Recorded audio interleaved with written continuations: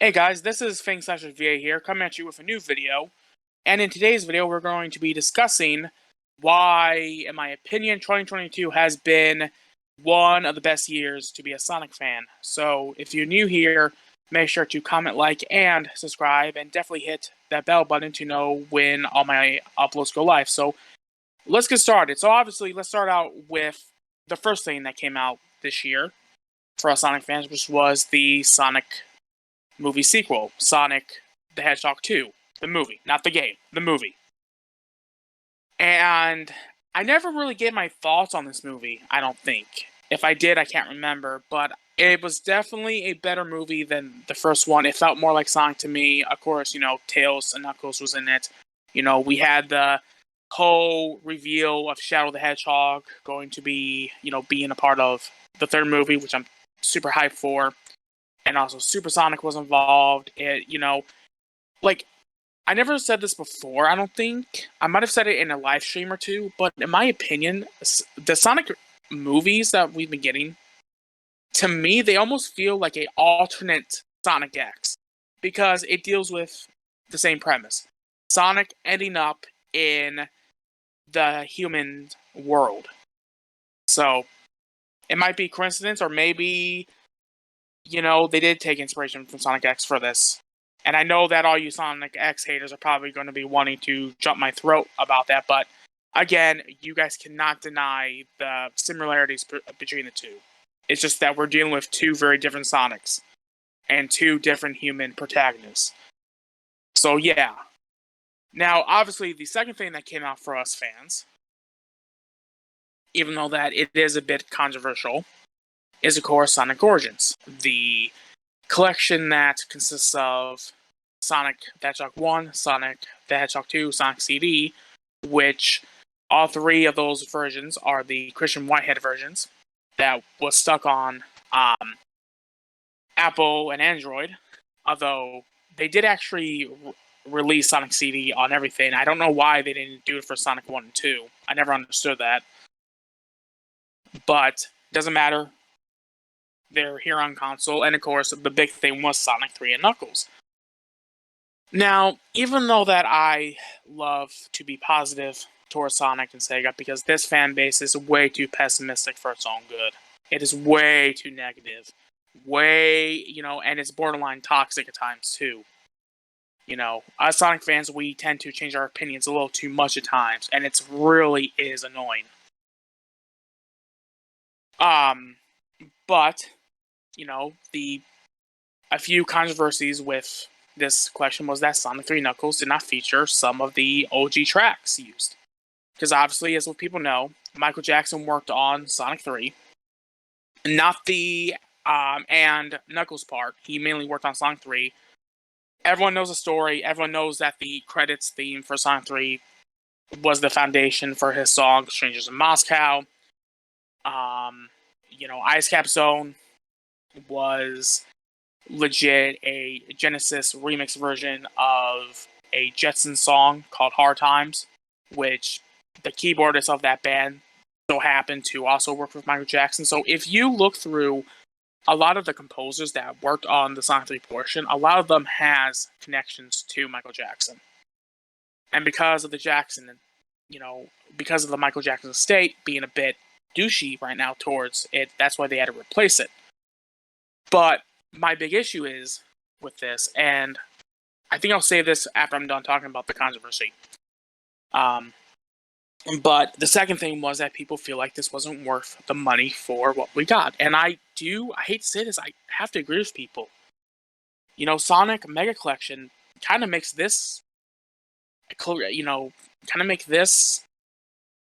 makes this collection, if I can talk, look like crap, despite the games being the quote-unquote definitive versions of them.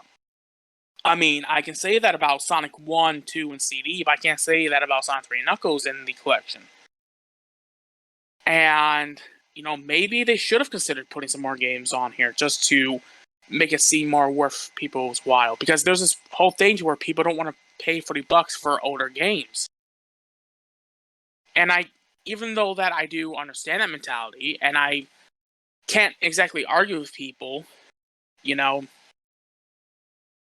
though that I have enjoyed the collection, the price point and Sonic 3 Knuckles, with how much to me, it doesn't feel like the best version it could be because of the soundtrack.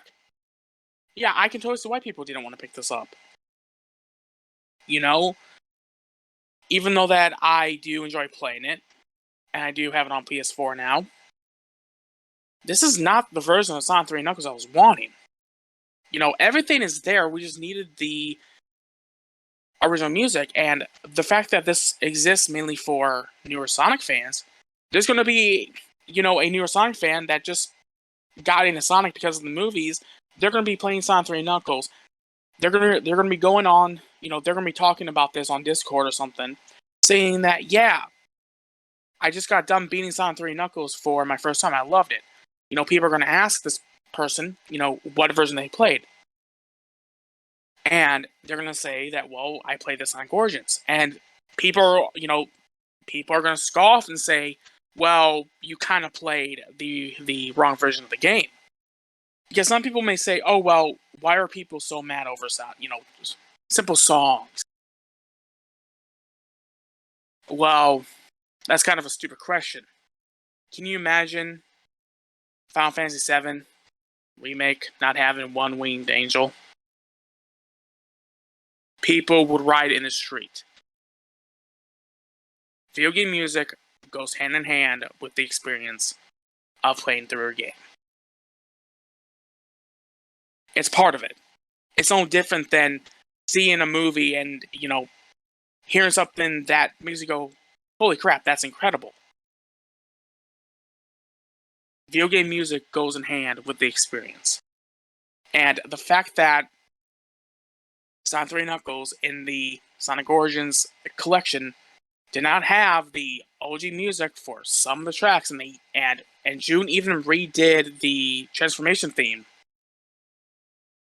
which, even though that it does resemble it, he didn't need to do that. He could have just left that one alone. And in my opinion, I would have rather had them just ship out Sonic 1, 2, and CD separately than just have this version of Sonic 3 Knuckles that I know that I'm not 100% happy with. It's so close being the definitive versions. To me, another thing I did not like was the fact that widescreen support was only for the anniversary mode, when the mobile versions of Sonic 1, 2, and CD had widescreen support for them. Despite you having lives and continues and all that, I feel like they should have gave us an option to turn on if we wanted to play it like how people used to play it on during the Genesis days with the 4x3. It's a shame that if I had to give this collection a rating out of 10, I have to give it a 7. It's so close being there. It's so close being exactly what I wanted. But there's just certain things about it I just don't like. I would have rather had, like I said, I would have rather have them wait to do this so that they can get the whole situation with the Jackson estate cleared up. And it's a shame I have to feel that way.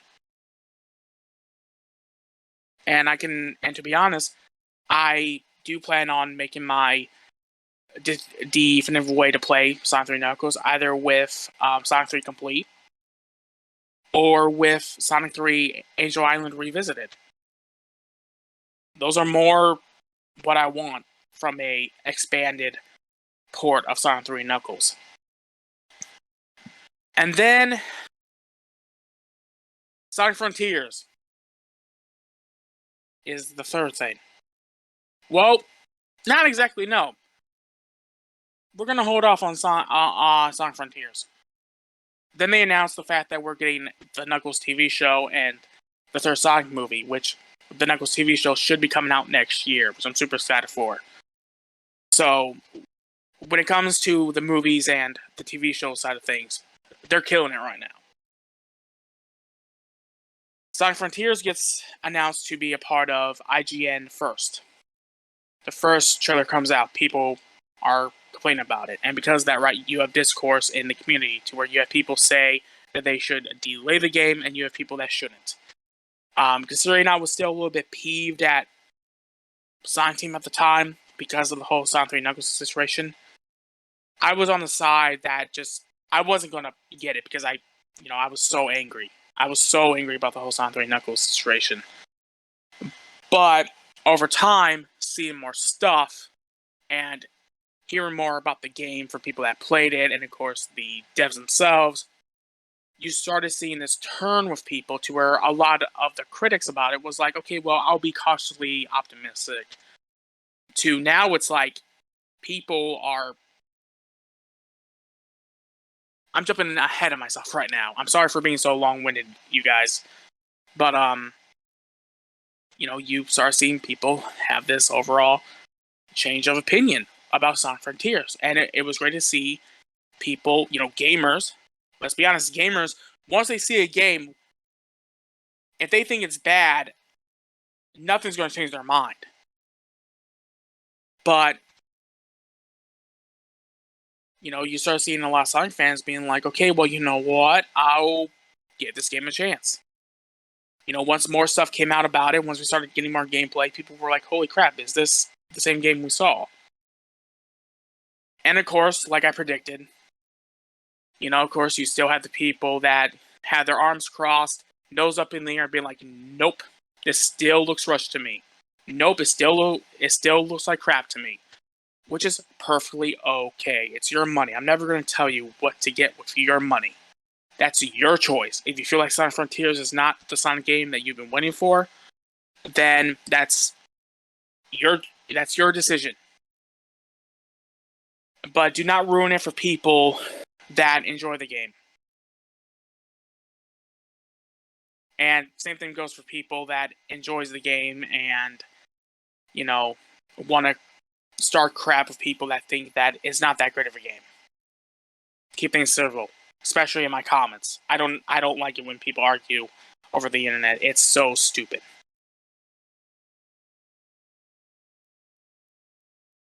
And so Sonic Frontiers gets released. It got all these amazing review scores, even though that the reception was mixed by the critics.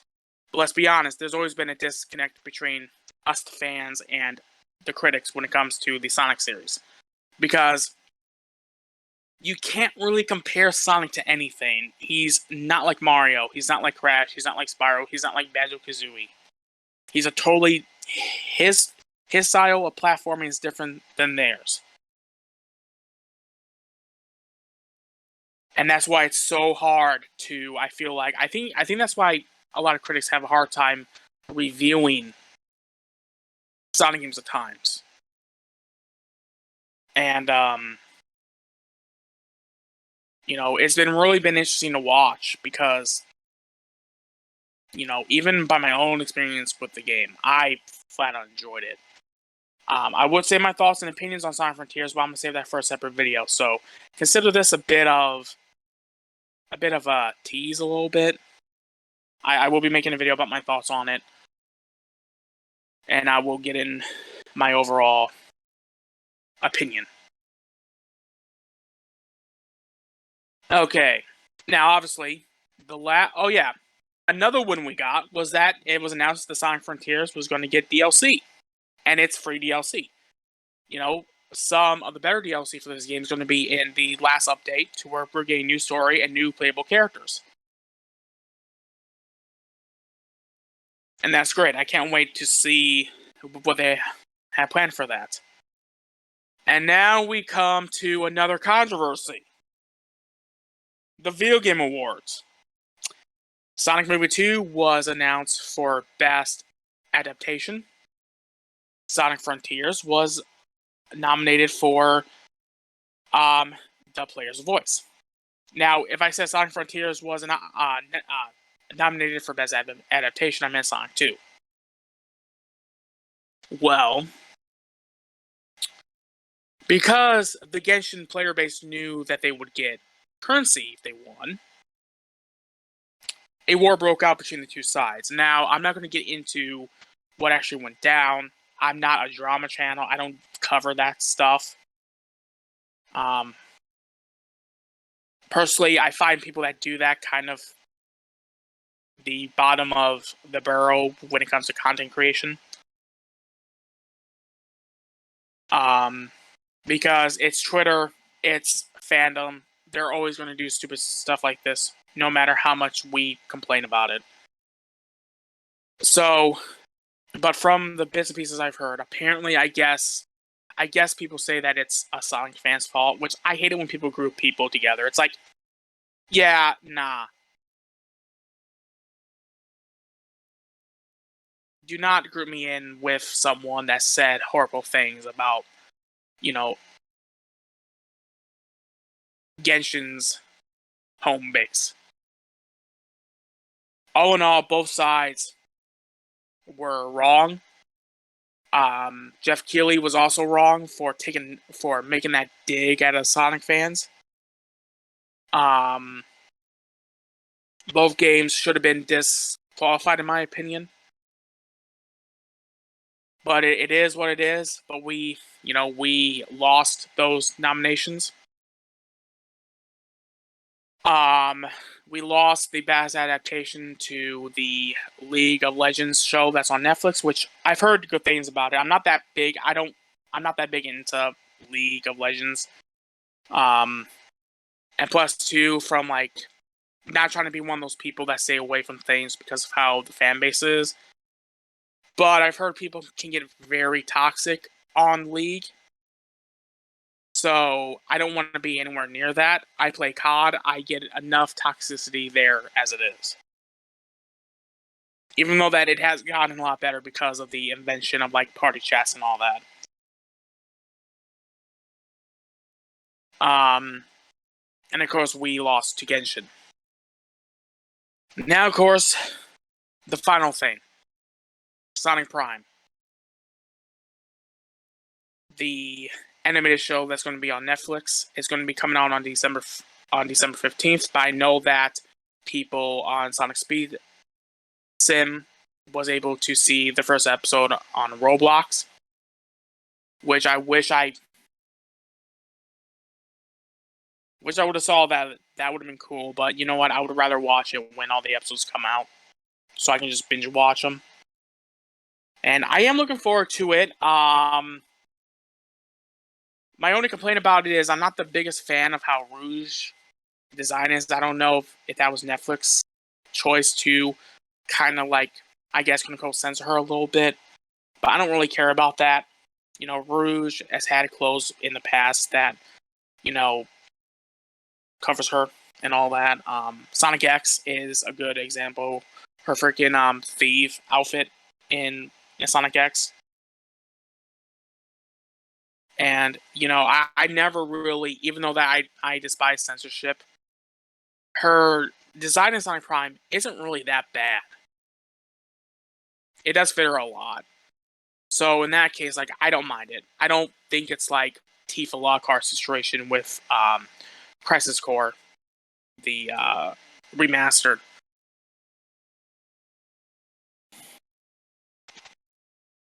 Which I'm against that wholeheartedly.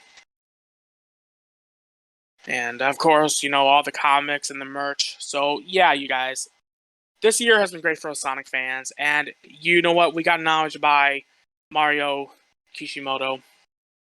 I hope I'm saying his name right. I deeply apologize.